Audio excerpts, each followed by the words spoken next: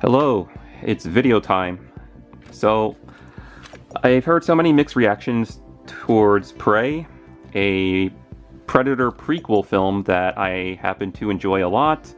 But, before even watching the film, I was worried myself about, all of the pandering or even like woke moments, and it wasn't really that woke. And I've been hearing this a lot about Prey, like, oh, it's so woke just because this female Native American who's not really that tough and didn't really have proper training was able to take down this feral predator.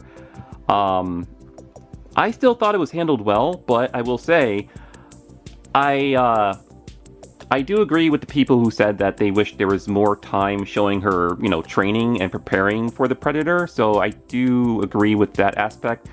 But I do also understand why they went with the so-called hero moments in the film, just like most movies where the main character has to have hero moments where they triumph over something and the audience can, cheer for that character. But constantly in these rant videos, I'm always hearing the term woke, and I'm like, well, have these people even kept up with the comics in the past? Because this, but not just this, there was another comic out there that involved a Japanese woman. I don't have my phone with me, sorry, I kept my phone away just in case if it rings, even though I could have put my phone on silent, but sometimes I just leave it far away from me when I'm doing these videos. There was another comic book with this Japanese woman who the Predators ended up honoring, or no, sorry, they ended up respecting and honoring, and they took her in as one of their own, and she ended up wearing Predator gear, and she went on a bunch of hunts and stuff with the Predators. Look it up. It's a true story. So the Japanese woman in one of the stories, she becomes pretty much a Predator.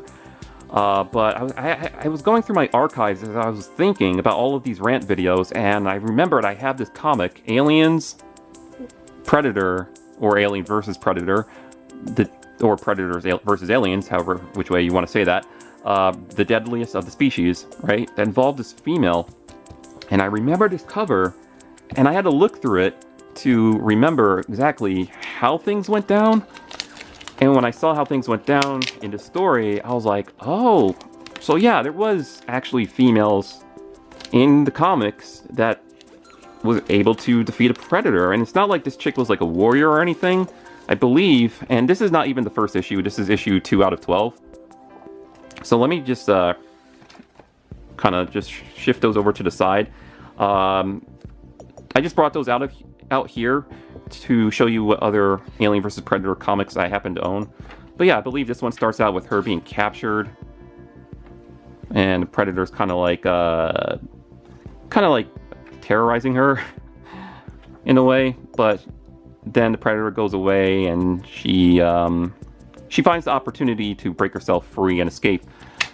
Now, I believe the Predator did that on purpose, so he can hunt her down, which we're going to have to... Well, yeah, there's her sort of like getting herself free and acquiring a weapon, but then there's a Predator just revealing himself. So there it is. Chest burster pops out of his chest. Predator chops his head off. She gets pissed. And right here, look. Even she's putting up somewhat of a fight against the... I'm assuming this is a hunter predator, right? Or jungle hunter predator, whatever, which one this is. But yeah, she's putting up a fight right there.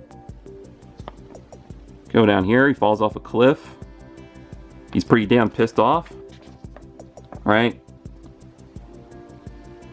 She locks in on his head with the laser, and pulls the trigger, and boom. So yeah, people calling this film woke, I would have to disagree with you. I'm sorry. But females were able to take down predators before in the comics.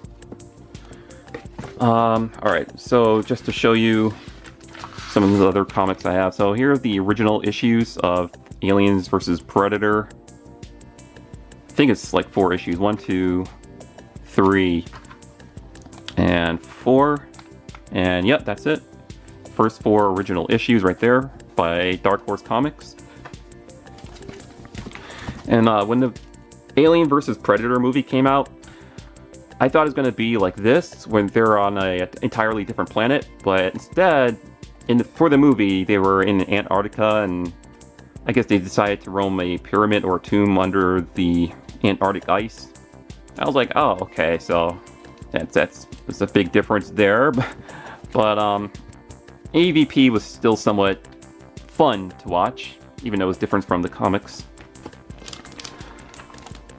Predator Bad Blood, where there's like a rivalry, or I guess a war or something going on between 2 different predators, and one is like some souped up, really vicious, what's the word I'm looking for? Not brutal, but primal? No, not primal. I guess you can use the word primal, but yeah, he's way more vicious than the average predator, and he's just decked off. He's like decked out in different skulls and stuff from both humans and different aliens this thing hunted. I believe Predators, which is the 3rd movie in the Predator franchise, was inspired by this story because of the so-called super predator in that movie, which I did not like the way the Predators got defeated in Predators. I wanted to see them do a lot more, especially with the Berserker Predator in that film. But it was still an okay Predator film, but I would not rank it above Predator 1 or 2. Those will forever be my favorite ones in the franchise, Predator 1 and 2. And now that I've seen Prey, I really enjoy Prey a lot. I would put that one after Predator 2, since I would consider it a sequel to Predator 2. So Aliens vs. Predator Duel, got both issues there. And by the way, I have an extra copy of this. I think I have it with this. Yeah, there it is. Alien vs. Predator Duel. This is the one with the Pred Alien there. This is like the first time I found out about the Pred Alien, and I was like, oh, okay, that's pretty cool. And then they used such a cool design for a shit movie because they used the Pred Alien in Aliens vs. Predator Requiem. And that movie was such a huge disappointment. Even though the Predator in that movie, the Wolf Predator, was... I love that design for that Predator. Matter of fact, maybe I should just go through my top 5 favorite Predators from the movies. This does not count. This is Judge Dredd versus Aliens, so let's just put that off to the side. Aliens versus Predator versus the Terminator. That's right. There was a comic where all 3 of them got into a scuffle, and I happened to hunt down this graphic novel or the trade paperback book for a good price, because this is actually pretty rare from what I found out.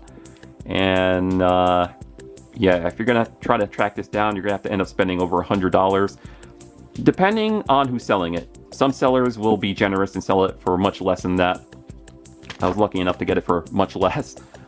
Alright, so maybe I should talk about my top 5 Predators from the movie franchise, and not from the comics, because as you can see, I have various comics, but I don't have all of the Predator comics. Thanks to a commenter on my Prey review, he said that there was a comic book that explained the pistol that was seen in Prey and at the end of Predator 2. And he mentioned that that pistol belonged to a pirate who, I guess, worked alongside with the Predator, and that's how the Predators acquired the pistol that Danny Glover got. So I was like, oh, okay, so I wonder if Prey is actually retconning some stuff there, or I don't know. I don't know which one's considered more canon, the comics or the movies. You guys let me know. But, alright. Top 5 Predators from the movies. And I guess I'll include the Alien vs. Predator movies in there too. So, dang, it's a it's a close tie for the number 1 spot. or which one should I use for my number one? My thumb or my pinky? I'll use my thumb.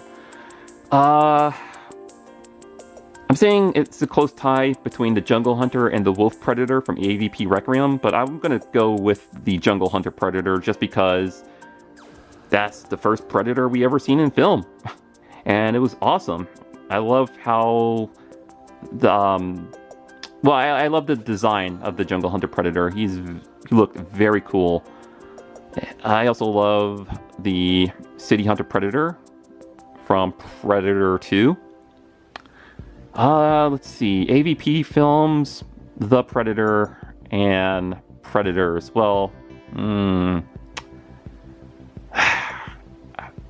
I don't think I like anything about The Predator.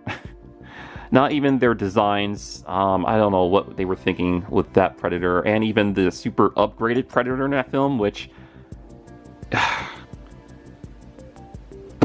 Should I go into that? You know, I thought the thought of an upgraded Predator was cool, but then when I found out the plan of that Predator, I was like, that's kind of stupid. Why? Why does he want to kidnap this kid with autism? This is... what? And then when I did some more research, I found out that the other Predator, the so-called Assassin Predator, is supposed to be a hybrid, or he had human blood mixed in with him. And that's why he acted more human-like in the film. I was like, this is so dumb. You know what? I like nothing about those Predators. No. Screw the Predator. I'm going with Jungle Hunter, City Hunter. For Predators, between the Berserker, the Falcon, and what's his name, Tusk Predator, or the Tracker, they all look really cool. I'm gonna go with... damn. Berserk Predator had a cool looking mask. I really like the mask on this guy. But then when, you know, his face got revealed at the end when he's fighting Adrian Brody, that thing was friggin' nasty looking. But I don't know. I might have to go with the Falcon Predator. I like his design. His mask looked really sleek. I like how he used like these drones, these Falcon-like drones to track prey. I thought that was pretty cool. Other two favorite Predators in live action for my top 5. Ooh, well, of course, the Wolf Predator from AVP Requiem. Very cool design. Very cool combat techniques. I mean, this dude, or this alien, I should say, grabbed 2 xenomorphs by the necks in the sewers and just friggin' rocked their world. I'm still kind of salty that, you know, he decided to kill himself off to destroy the alien infestation, but whatever. I love the Wolf Predator. And for number 5 is now, I will have to say, the Feral Predator from Prey. So Jungle Hunter, City Hunter, the Falcon Predator, which I'm not sure if that's the proper name of that Predator from Predators, Wolf Predator, and now the Feral Predator from Prey. That Predator was awesome because not only was like a more primitive predator, and that's why, you know, it used different hunting techniques, and of course he might have seemed careless at times, but I think that's because it was the Predator's first time on Earth. Supposedly, you know, if they're gonna, I guess, retconning stuff, yeah, he probably thought that most of the different species, most of the different prey were not going to be much of a challenge, and that's why the Feral Predator kept receiving lots of damage, which I thought was also an interesting way to show how durable that Predator can be. Even though we've known from previous movies the Predators were always highly durable. I mean, look at the Predator, look at the City Hunter Predator in Predator 2. Danny Glover's character was unloading his shotgun into the City Hunter Predator, and he just got right back up, and that's when he saw the fear in Danny Glover's face, like, holy shit, I gotta get the hell out of here. And that's when you see him, you know, running away from the Predator and getting to a quick little scuffle with him on the rooftops. He ended up chopping off his arm, and instead of just going back home, Danny Glover continued to go after him, and that's when you got that epic showdown in the spaceship. And one of my favorite memorable moments in any Predator movie, besides the first one, is when all of the other Predators revealed themselves to Danny Glover in the ship.